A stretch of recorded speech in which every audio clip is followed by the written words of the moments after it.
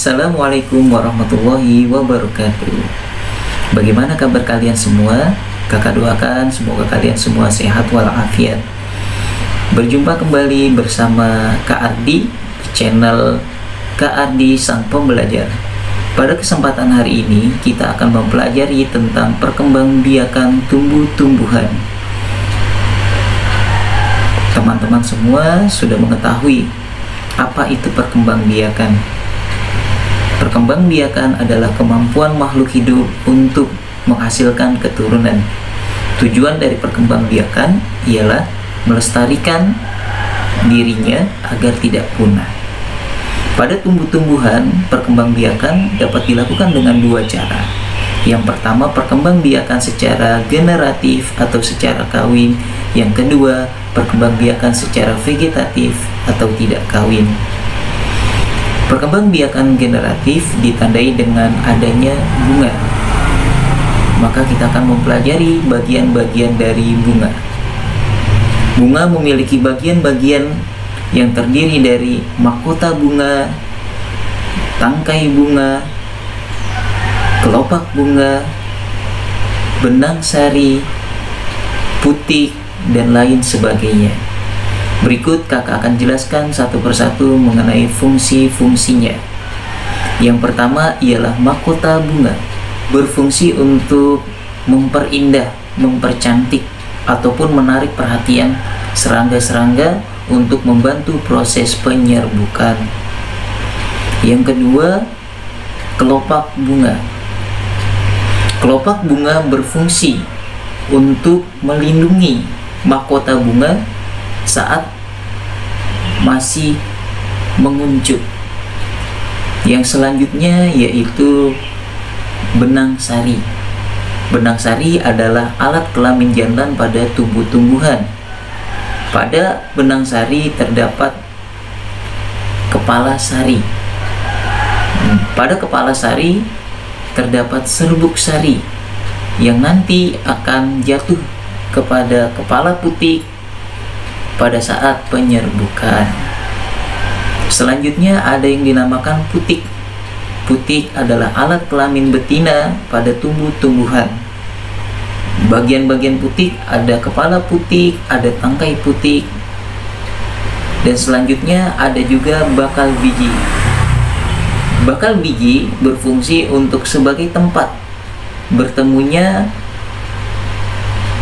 sel kelamin jantan dan juga sel kelamin betina.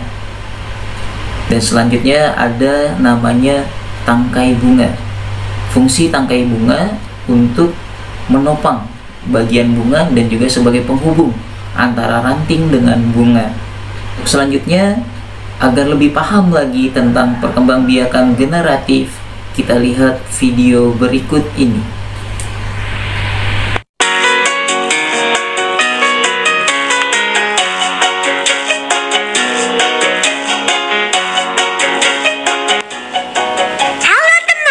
Coba perhatikan bunga-bunga ini, indah sekali bukan? Eits, tunggu dulu. Ternyata selain indah dipandang, bunga juga memiliki fungsi sebagai alat perkembangbiakan tumbuhan loh. Penasaran? Yuk kita amati perkembangbiakan generatif pada bunga apel berikut ini. Perhatikan bunga apel ini teman. Kita akan melihat bagaimana perkembangan generatif yang terjadi pada tumbuhan apel. Agar lebih mudah memahaminya, proses perkembangbiakan generatif akan dibagi menjadi 8 adegan.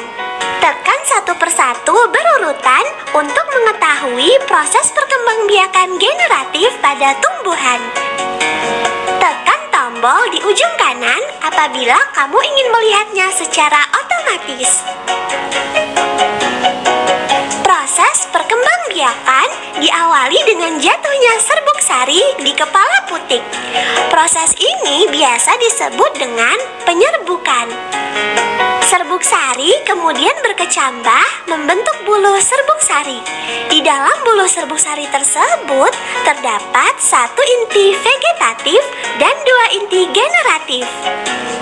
Selanjutnya, buluh serbuk sari membentuk saluran menuju ruang bakal biji dengan inti vegetatif vegetatif sebagai penunjuk jalan. Setelah sampai di dalam bakal biji, maka inti vegetatif akan mati. Setelah inti vegetatif mati, kedua inti generatif bergerak dan melakukan pembuahan. Inti generatif pertama akan membuahi sel telur untuk menghasilkan zigot. Sedangkan inti generatif kedua akan membuahi inti kandung lembaga sekunder untuk menghasilkan endosperma. Endosperma ini berfungsi sebagai cadangan makanan bagi calon individu baru. Selanjutnya, zigot akan berkembang menjadi embrio dan embrio tersebut akan berkembang menjadi biji. Biji tersebut dilindungi oleh dinding bakal buah. Setelah pembuahan selesai, benang sari, mahkota, dan kelopak bunga akan layu kemudian gugur. Bakal buah yang mengandung biji berkembang menjadi buah. Biji dari buah apel ditanam, kemudian akan tumbuh menjadi tanaman baru.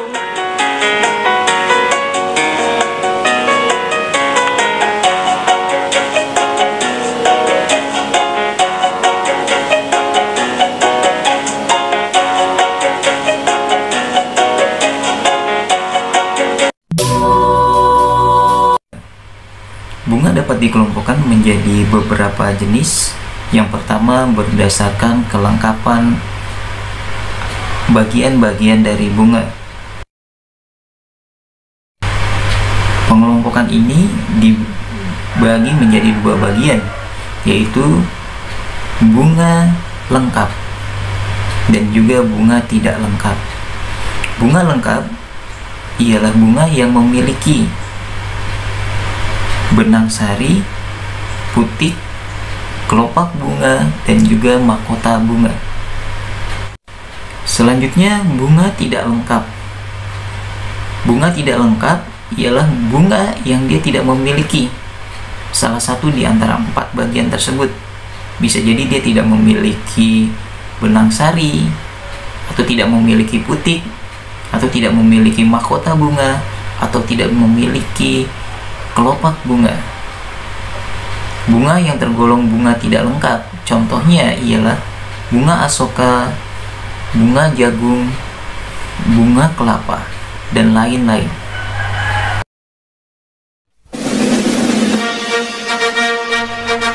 Selanjutnya, pengelompokan bunga berdasarkan adanya kelengkapan alat perkembangbiakan. Dibedakan menjadi 2.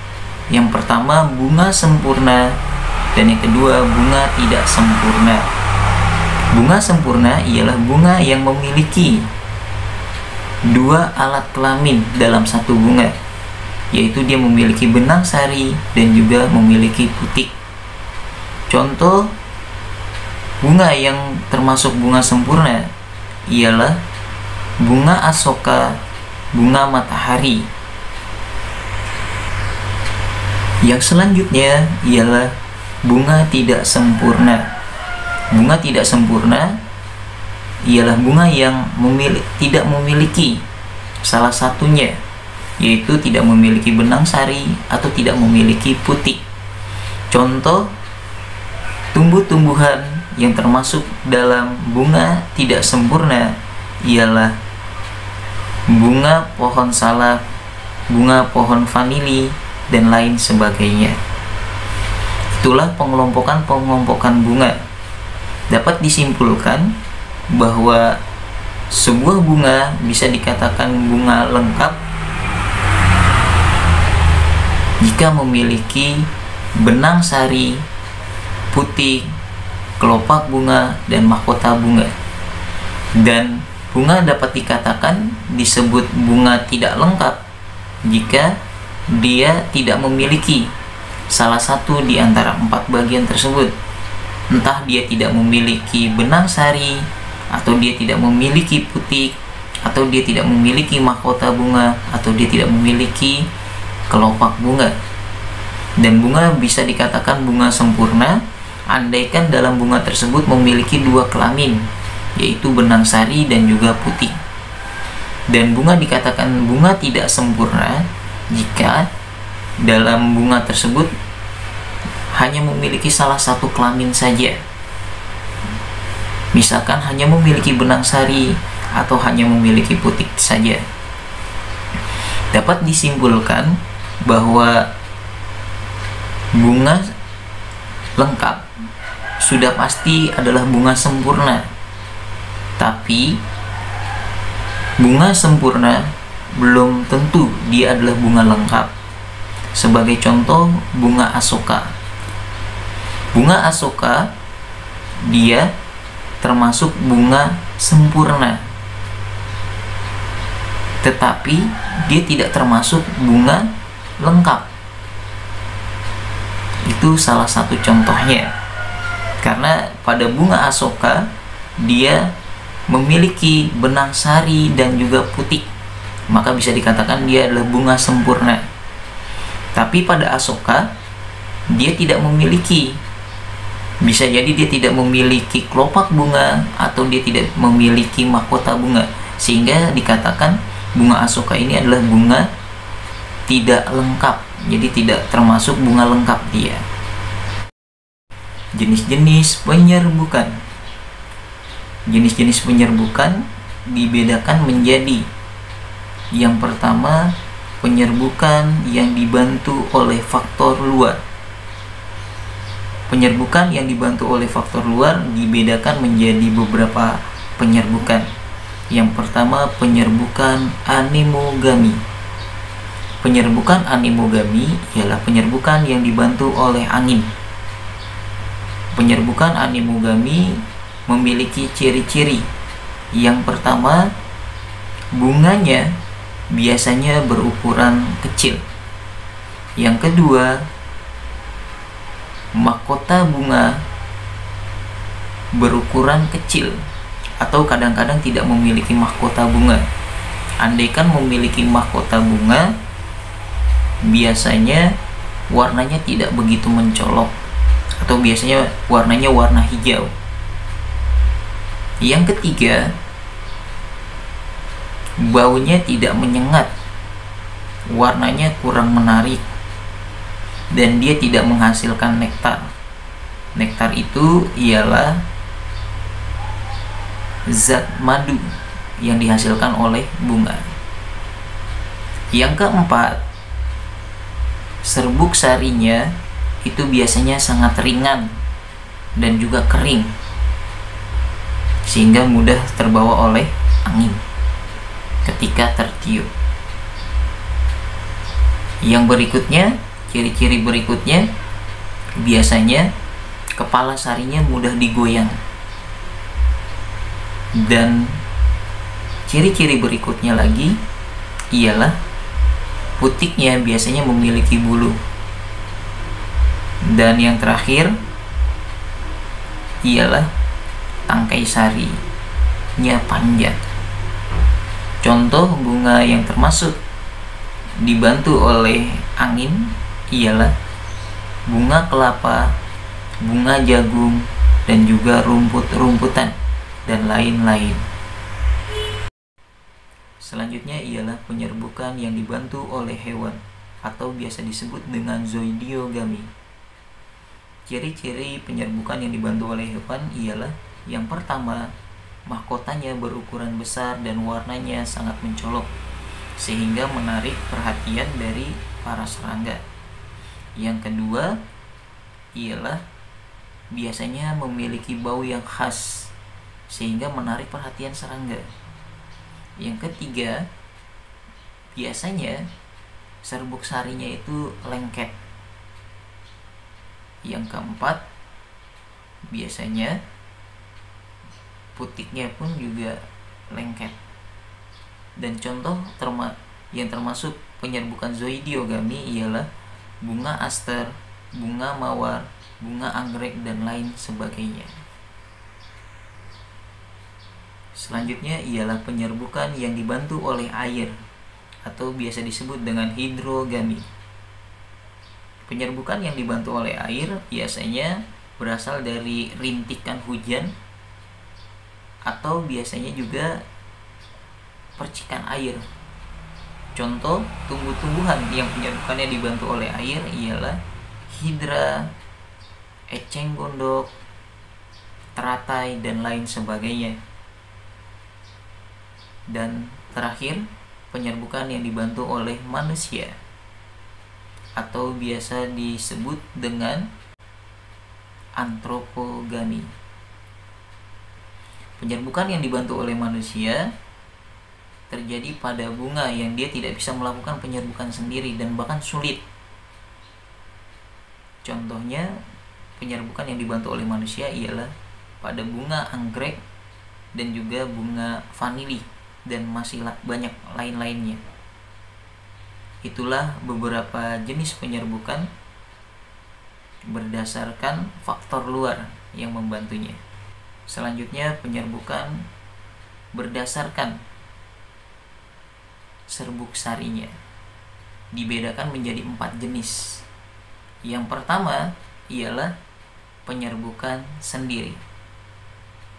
Penyerbukan sendiri ialah penyerbukan yang serbuk sarinya berasal dari bunga yang sama. Jadi dalam satu bunga itu terjadi penyerbukan di mana serbuk sari jatuh ke kepala putih pada bunga yang sama, satu bunga. Yang kedua ialah penyerbukan tetangga, yaitu penyerbukan yang terjadi di mana serbuk sarinya berasal dari bunga lain tapi masih satu pohon. Ya, misalkan dalam satu pohon itu terdapat beberapa bunga, maka serbuk sari dari bunga yang satu jatuh ke bunga yang lainnya. Itu dinamakan penyerbukan tetangga. Yang ketiga ialah penyerbukan silang, yaitu penyerbukan yang terjadi di mana serbuk sarinya berasal dari bunga lain tetapi berbeda pohon dan masih satu jenis. Contoh, ya, misalkan di halaman kita memiliki 2 buah mangga, 2 buah pohon mangga, pohon mangga A dan pohon mangga B. Di pohon mangga A terdapat bunga di mana serbuk sarinya jatuh ke pohon mangga B, sehingga terjadilah yang namanya penyerbukan. Itu adalah contoh penyerbukan silang. Dan yang terakhir ialah penyerbukan bastar, yaitu penyerbukan yang terjadi di mana serbuk sarinya berasal dari bunga lain yang berbeda jenis. Misalkan contoh, ada pohon mangga dan pohon apel. Misalkan pada pohon mangga serbuk sarinya jatuh ke pohon apel, maka terjadilah yang dinamakan penyerbukan bastar. Itulah beberapa jenis penyerbukan yang akan kita pelajari. Untuk kesempatan hari ini hanya itu yang bisa kita pelajari terlebih dahulu, dan selanjutnya pada video berikutnya kita akan mempelajari tentang perkembangbiakan tumbuh-tumbuhan secara tidak kawin atau perkembangbiakan secara vegetatif. Tetap semangat belajar, dan mudah-mudahan kalian semua tidak puas sehingga kalian bisa mencari lebih banyak lagi ilmu dari sumber-sumber yang lainnya. Terima kasih sudah memperhatikan dan juga menyimak video kali ini. Untuk komentar silakan bisa komentar di bawah di kolom komentar, dan masukannya sangat kakak tunggu sehingga video-video berikutnya bisa jauh lebih baik lagi. Terima kasih, kakak akhiri. Assalamualaikum warahmatullahi wabarakatuh. Semangat belajar. 1, 2, 3, come on!